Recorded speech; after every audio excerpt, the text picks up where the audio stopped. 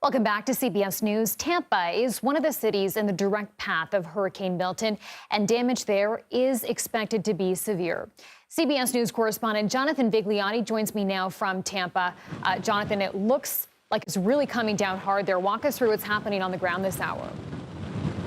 Yeah, Chanel, it really is starting to come down. We're really feeling the power of the outer bands here. We have wind gusts exceeding 60 miles per hour already, and we're still waiting for landfall. Half a foot of rain has fallen here. There's a lot of flash flooding occurring throughout Tampa, and we're expecting anywhere, when all is said and done, 12 to 16 inches of rainfall. You can see where we are here in downtown. The streets are relatively clear.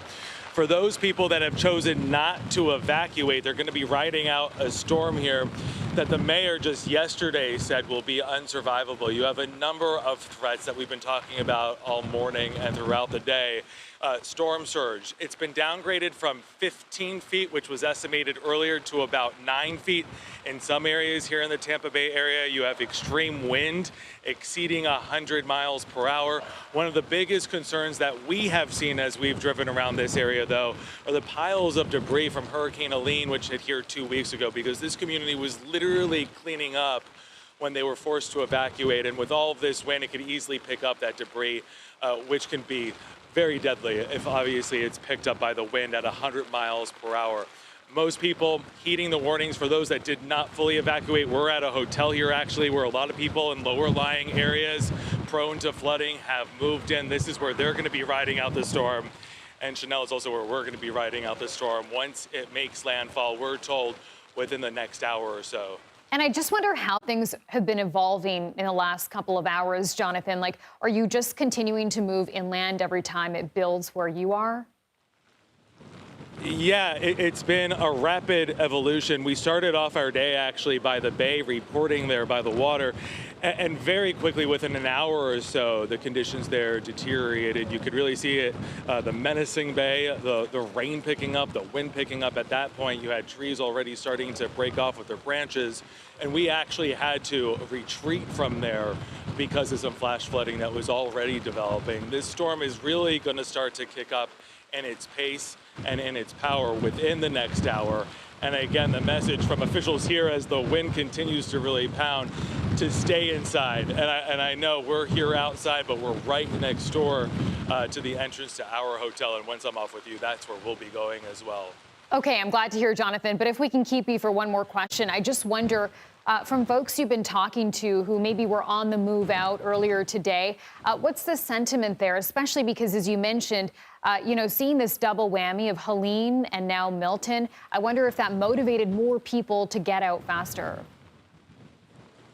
It did. A lot of people that evacuated this time around did not evacuate during Helene, and they were surprised and shocked to see the damage that was caused from that storm in the Tampa area.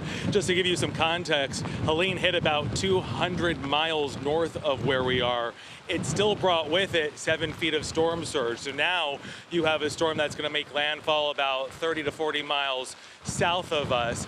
That fear of what that surge could bring, what the wind could bring, motivated a lot of people to make that trip out of town. I spoke with one woman who lives here in Tampa. She made a 16-hour drive to Tallahassee in order to evacuate, a trip that should normally have taken, as this wind really picks up, about 4 hours. A lot of people heeding those warnings early on, which led to such delays. Jonathan, thank you so much. Let's let you go so you can get back inside to a safe place. Thank you. Thank you. Okay, I want to turn now to Ivan Cabrera, chief meteorologist with CBS News Miami. Good to see you, Ivan. So what's the latest? Do we have any updates on the path or timing right now?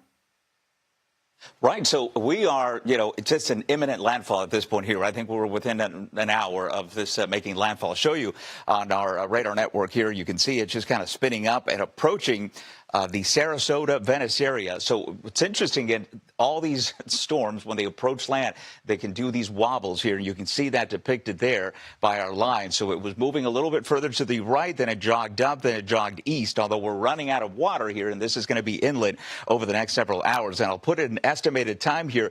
Let's say we just kind of follow this line and push it towards Sarasota.